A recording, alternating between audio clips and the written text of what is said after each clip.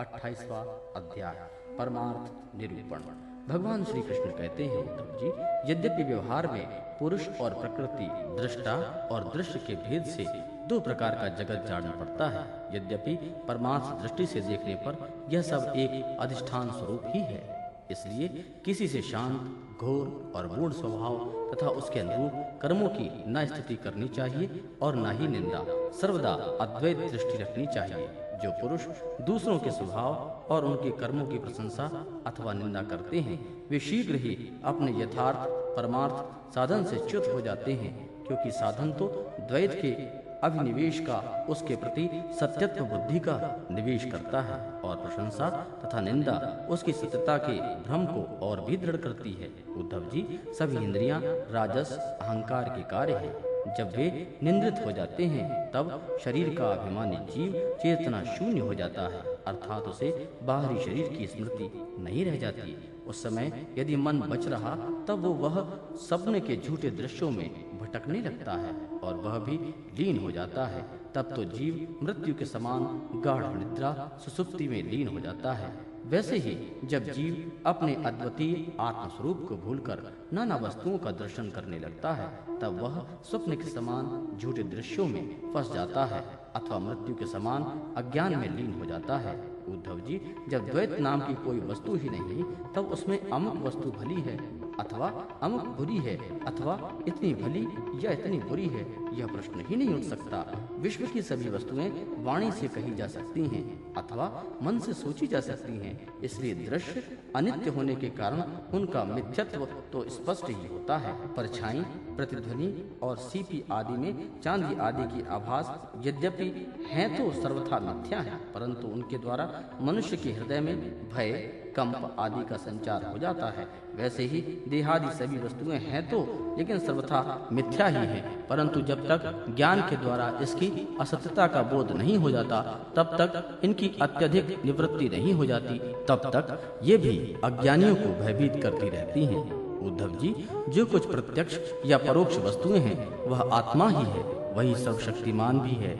जो कुछ विश्व सृष्टि प्रतीत हो रही है, इसका वह निमित्त कारण तो है ही, उपादान कारण भी है, अर्थात वही विश्व बनता है और वही बनाता भी है, वही रक्षक है और रक्षित भी वही है। सर्वात्मा भगवान ही इसका संहार करते हैं, और जिसका संहार करते हैं वह भी वे ही हैं। अवश्य ही व्यवहार दृष्टि से देखने पर आत्मा इस विश्व से भिन्न है, परंतु आत्म दृष्टि से देखने पर उसके अतिरिक्त कोई और वस्तु है ही नहीं। उसके अतिरिक्त जो कुछ प्रतीत हो रहा है, उसका किसी भी प्रकार निर्वाच्य नहीं किया जा सकता, और अनिर्वचनीय तो केवल आत्मस्वरूप ही है। इसलिए आत्मा में सृष्टि, स्थिति, संहार अथवा आध्यात्म, आदिदेव और आदिभूत, ये तीन प्रकार की प्रतीतियां सर्वथा निर्मूल ही हैं। न होने पर भी यूं ही प्रतीत हो रही हैं। यह सत्व, रज और तम के कारण प्रतीत होने वाली दृष्टा, दर्शन, दृश्य आदि की त्रिविधता माया का खेल है। उद्धव जी, तुमसे मैंने ज्ञान और विज्ञान की उत्तम स्थिति का वर्णन किया है। जो पुरुष मेरे इन वचनों का रहस्य जान लेता है, वह न तो किसी की प्रशंसा करता है और न किसी की निंदा। वह जगत में सूर्य के समान संभाव से विचरता रहता है। प्रत्यक्ष, अनुमान, शास्त्र और आत्मानुभूति आदि सभी प्रमाणों से यह सिद्ध होता है कि यह जगत उत्पत्ति विनाशशील होने के कारण अनित्य एवं असत्य है। यह बात जानकर जगत में असंग भाव से विचरना ही चाहिए। सूत जी ने पूछा, भगवान आत्मा है दृष्टा और देह है दृश्य, आत्मा स्वयं प्रकाश है और देह जड़ है।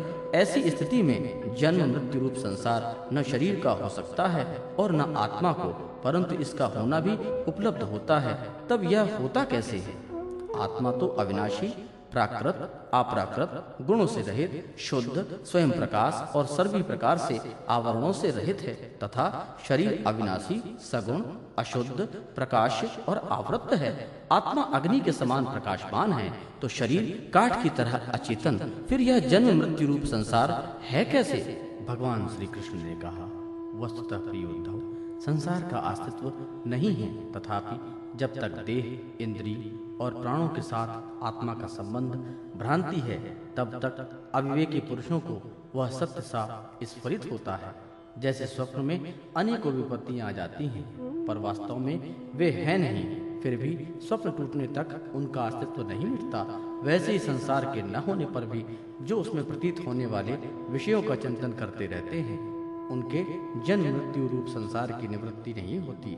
जब मनुष्य स्वप्न देखता रहता है, तब नींद टूटने के पहले उसे बड़ी बड़ी विपत्तियों का सामना करना पड़ता है, परंतु जब उसकी नींद टूट जाती है तब वह जाग पड़ता है। तब ना तो स्वप्न की विपत्तियां रहती हैं और ना उनके कारण होने वाले मोह आदि विकार। उद्धव जी, अहंकार ही शोक, हर्ष, भय, क्रोध, लोभ, मोह, स्पृहा और जन्म मृत्यु का शिकार बनाता है। आत्मा से तो इनका कोई संबंध नहीं है। उद्धव जी, देह, इंद्रिय, प्राण और मन स्थित आत्मा ही उन सब का अभिमान कर बैठता है, उन्हें अपना स्वरूप मान लेता है, तब उसका नाम जीव हो जाता है। उस सूक्ष्माति सूक्ष्म आत्मा की ही मूर्ति है। गुण और कर्मों का बना हुआ लिंग शरीर उसमें ही कहीं सूत्रात्मक कहा जाता है और कहीं महातत्व। उसके और भी बहुत से नाम हैं। वही काल रूप परमेश्वर के अधीन होकर जन्म मृत्यु संसार में इधर उधर भटकता रहता है। वास्तव में मन, वाणी, प्राण और शरीर अहंकार के ही कार्य हैं। यह है तो निर्मूल, परंतु देवता, मनुष्य आदि अनेक रूपों में इसी की प्रतीति होती है।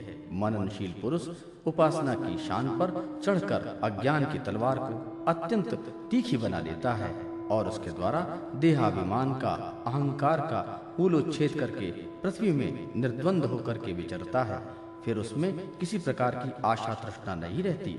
आत्मा और आत्मा के स्वरूप को पृथक पृथक भली भांति समझ लेना ही ज्ञान है, क्योंकि विवेक होते ही द्वैत का अस्तित्व मिट जाता है। उसका साधन है तपस्या के द्वारा हृदय को शुद्ध करके वेदादि शास्त्रों का श्रवण करना। इसके अतिरिक्त श्रवणानुकूल युक्तियां, महापुरुषों के उपदेश और इन दोनों से अविरुद्ध स्वानुभूति भी प्रमाण है। इन सब का सार यही निकलता है कि इस संसार में आदि में जो था तथा अंत में जो रहेगा, जो इसका मूल कारण और प्रकाशक है, वही अद्वितीय उपाधि शून्य परमात्मा बीच में है। उसके अतिरिक्त जो कोई वस्तु है ही नहीं। उद्धव जी, सोने से कंगन, कुंडल आदि बहुत से आभूषण बनते हैं, परंतु जब वे गहने नहीं बने थे तब तक भी सोना था, और जब नहीं रहेंगे तब भी सोना ही रहेगा। इसलिए जब बीच में उसके कंगन, कुंडल आदि अनेकों नाम रख कर के व्यवहार करते हैं, तब भी वह सोना ही है। ठीक ऐसे ही जगत का आदि, अंत और मध्य मैं ही हूँ। वास्तव में मैं ही सत्व हूँ। भाई उद्धव, मन की 3 अवस्थाएं होती हैं, जागृत, स्वप्न और सुषुप्ति। इन अवस्थाओं के कारण 3 ही गुण हैं, सत्व, रज और तम। और जगत के 3 भेद हैं, आध्यात्म, आदिभूत और आदिदेव। ये सभी त्रिविधताएं जिनकी सत्ता के सत्य के समान प्रतीत होती हैं, और समाधि आदि में यह त्रिविधता न रहने पर भी जिसकी सत्ता बनी रहती है, वह तुरीय तत्व इन तीनों से परे और इसमें अनुगत चौथा ब्रह्म तत्व ही सत्य है, जो उत्पत्ति से पहले नहीं था, जो प्रलय के पश्चात भी नहीं रहेगा, ऐसा समझना चाहिए। बीच में भी वह है नहीं, केवल कल्पना मात्र, नाम मात्र ही है। यह निश्चित सत्य है कि जो पदार्थ जिससे बनता है और जिसके द्वारा प्रकाशित होता है, वही उसका वास्तविक स्वरूप है, वही उसकी परमार्थ सत्ता है। यह मेरा दृढ़ निश्चय है। यह जो विकारमयी राजस सृष्टि है, यह ना होने पर भी दिख रही है, यह स्वयं प्रकाश ब्रह्म ही है। इसलिए इंद्रिय, विषय, मन और पंचभूत आदि जितने चित्र विचित्र नाम रूप हैं, उनके रूप में ब्रह्म ही प्रतीत हो रहा है। ब्रह्मादि विचार के साधन हैं श्रवण, मनन, निधिध्यासन और स्वानुभूति। उनमें सहायक हैं आत्मज्ञानी गुरुदेव। इनके द्वारा विचार करके स्पष्ट रूप से देहादि अनात्म पदार्थों का निषेध कर देना चाहिए। इस प्रकार निषेध के द्वारा आत्म विषयक संदेहों को छिन्न भिन्न करके अपने आनंद स्वरूप आत्मा में ही मग्न हो जाए और सब प्रकार की विषय वासनाओं से रहित हो जाए। निषेध करने की प्रक्रिया यह है कि पृथ्वी का विकार होने के कारण शरीर आत्मा नहीं है। इंद्रिय, उसके अधिष्ठात्र देवता, प्राण, वायु, जल, अग्नि एवं मन भी आत्मा नहीं है, क्योंकि इनका धारण पोषण शरीर के समान ही अन्न के द्वारा होता है। बुद्धि, चित्त, अहंकार, आकाश, पृथ्वी, शब्दादि विषय और गुणों की साम्य अवस्था प्रकृति भी आत्मा नहीं है, क्योंकि ये सब के सब दृश्य एवं जड़ है। उद्धव जी, जिसने मेरे स्वरूप का भली भांति ज्ञान हो गया है, उसकी प्रवृत्तियां और इंद्रियां यदि समाहित रहती हैं तो उसमें लाभ क्या है, और यदि वे विक्षिप्त रहती हैं तो उसमें हानि भी क्या है, क्योंकि अंतःकरण और बाह्यकरण सभी गुणमय हैं और आत्मा से इनका कोई संबंध नहीं है। भला आकाश में बादलों के छा जाने अथवा तितर बितर हो जाने से सूर्य का क्या बदला बिगड़ता है? जैसे वायु आकाश को सुखा नहीं सकती, आग जला नहीं सकती, जल भिगो नहीं सकता, धुएं मटमैले नहीं कर सकते, और ऋतुओं के गुण गर्मी सर्दी आदि उसे प्रभावित नहीं कर सकते, क्योंकि ये सब आने जाने वाले क्षणिक मात्र हैं और आकाश इन सब का एक रस अधिष्ठान है। वैसे ही सत्वगुण, रजोगुण और तमोगुण की वृत्तियां तथा कर्म अविनाशी आत्मा का स्पर्श नहीं कर पाते। वह तो इसमें सर्वथा परे है। इनके द्वारा तो केवल वही संसार में भटकता है जो इनमें अहंकार कर बैठता है। उद्धव जी, ऐसा होने पर भी तब तक इन माया निर्मित गुणों और उनके कार्यों का संग सर्वथा त्याग देना चाहिए, जब तक मेरे सुदृढ़ भक्ति योग के द्वारा मन का रजोगुण रूप मन एकदम निकल न जाए। उद्धव जी, जैसे भली भांति चिकित्सा न करने पर रोग का समूल नाश नहीं होता, वह बार बार उभर कर मनुष्य को सताया करता है, वैसे ही जिस मन की वासनाएं और कर्म के संस्कार मिट नहीं गए हैं, जो स्त्री पुत्र आदि में आसक्त हैं, वह बार बार अधूरे योगी को बेधता रहता है और उसे कई बार योग भ्रष्ट भी कर देता है। देवताओं के द्वारा प्रेरित शिष्य पुत्र आदि के द्वारा किए हुए विघ्नों से यदि कदाचित अधूरा योगी मार्गजित हो जाए तो वह अपने पूर्वाभ्यास के कारण पुनः योगाभ्यास में ही लग जाता है। कर्म आदि में उसकी प्रवृत्तियां नहीं होती। उद्धव जी, जीव संस्कार आदि से प्रेरित होकर जन्म से लेकर मृत्यु पर्यंत कर्म में ही लगा रहता है और उसमें इष्ट अनिष्ट बुद्धि करके हर्ष विषाद आदि विकारों को प्राप्त होता रहता है। परंतु जो तत्व का साक्षात्कार कर लेता है, वह प्रकृति में स्थित रहने पर भी, संस्कार अनुराग कर्म होते रहने पर भी उसमें इष्ट अनिष्ट बुद्धि करके हर्ष विषाद आदि विकारों से युक्त नहीं होता, क्योंकि आनंद स्वरूप आत्मा के साक्षात्कार से उसकी संसार संबंधी सभी आशा तृष्णाएं पहले ही नष्ट हो जाती हैं। जो अपने स्वरूप में स्थित हो गया है, उसे इस बात का पता ही नहीं रहता कि शरीर खड़ा है अथवा बैठा है, चल रहा है या सो रहा है, मल मूत्र त्याग कर रहा है, भोजन कर रहा है अथवा कोई और स्वात्विक कर्म कर रहा है, क्योंकि उसकी वृत्ति तो आत्मा रूप में स्थिर ब्रह्माकार रहती है। यदि ज्ञानी पुरुष की दृष्टि में इंद्रियों के विविध बाह्य विषय जो कि असत हैं आते भी हैं, तो वह उन्हें अपने आत्मा से भिन्न नहीं मानता, क्योंकि वे युक्तियों, प्रमाणों और स्वानुभूति से सिद्ध नहीं होते। जैसे नींद टूट जाने पर स्वप्न में देखे हुए और जागने पर तिरोहित हुए पदार्थों का कोई सत्य नहीं मानता, वैसे ही ज्ञानी पुरुष भी अपने से भिन्न प्रतीयमान पदार्थों को सत्य नहीं मानते। उद्धव जी, इसका यह अर्थ नहीं कि अज्ञानी ने आत्मा का त्याग कर दिया है और ज्ञानी उसको ग्रहण करता है। इसका तात्पर्य केवल इतना ही है कि अनेकों प्रकार के गुण और कर्मों से युक्त देह, इंद्रिय आदि पदार्थ पहले अज्ञान के कारण आत्मा से अभिन्न मान लिए गए थे, उनका विवेक नहीं था। अब आत्मदृष्टि हो जाने पर अज्ञान और उसके कार्यों की निवृत्ति हो जाती है।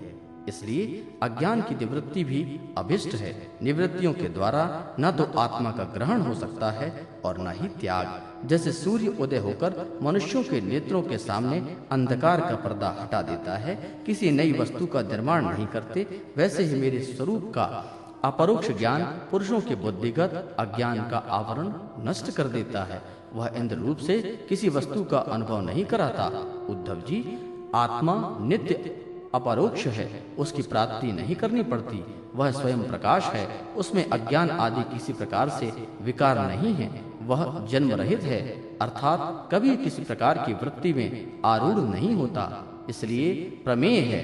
ज्ञान आदि के द्वारा उसका संस्कार भी नहीं किया जा सकता। आत्मा में देश, काल और वास्तुकृत परिच्छेद न होने के कारण अस्तित्व, वृद्धि, परिवर्तन, ह्रास और विनाश उसका स्पर्श भी नहीं कर सकते। सबकी ओर सब प्रकार की अनुभूतियां आत्मस्वरूप ही हैं। जब मन और वाणी आत्मा को अपना अपविषय समझ करके निवृत्त हो जाते हैं, तब वही सजातीय, विजातीय और स्वागत भेद से शून्य एक अद्वितीय रह जाता है। व्यवहार दृष्टि से उसके स्वरूप का वाणी और प्राण आदि के प्रवर्तक के रूप में निरूपण किया जाता है। उद्धव जी, अद्वितीय आत्मज्ञान तत्व में अर्थहीन नामों के द्वारा विविधता मान लेते हैं। मन का भ्रम है, अज्ञान है। सचमुच यह बड़ा मोह है, क्योंकि अपने आत्मा के अतिरिक्त उस भ्रम का और कोई भी अधिष्ठान नहीं है। अधिष्ठान सत्ता में अध्यस्ता की सत्ता है ही नहीं, इसलिए सब कुछ आत्मा ही है। बहुत से पंडित अभिमानी लोग ऐसा कहते हैं कि यह पांच भौतिक द्वैत विभिन्न नामों और रूप में इंद्रियों के द्वारा ग्रहण किया जाता है, इसलिए सत्य है। परंतु यह तो अर्थहीन वाणी का आडंबर मात्र है, क्योंकि तत्वतः तो इंद्रियों की पृथक सत्ता ही सिद्ध नहीं होती, फिर वे किसी को प्रमाणित कैसे करेंगे? उद्धव जी, यदि योग साधना पूर्ण होने के पहले ही किसी साधक का शरीर रोग आदि उपद्रवों से पीड़ित हो, तो उसे इन उपायों का आश्रय लेना चाहिए। गर्मी, ठंडक आदि को चंद्रमा, सूर्य आदि की धारणा के द्वारा, वात आदि रोगों को वायु धारक युक्त आसनों के द्वारा और ग्रह सर्पाधिकृत विघ्नों को तपस्या, मंत्र एवं औषधि के द्वारा नष्ट कर डालना चाहिए। काम, क्रोध आदि विघ्नों को मेरे चिंतन और नाम संकीर्तन आदि के द्वारा नष्ट करना चाहिए, तथा पतन की ओर ले जाने वाले दंभ, मद आदि विघ्नों को धीरे धीरे महापुरुषों की सेवा के द्वारा दूर करना चाहिए। कोई मनस्वी योगी विविध उपायों के द्वारा इस शरीर को सुदृढ़ युवावस्था में स्थिर करके फिर अणिमा आदि सिद्धियों के द्वारा योग साधना करते हैं, परंतु बुद्धिमान पुरुष ऐसे विचार का समर्थन नहीं करते, क्योंकि यह तो एक व्यर्थ प्रयास है। वृक्ष में लगे हुए फल के समान इस शरीर का नाश तो अवश्यंभावी है।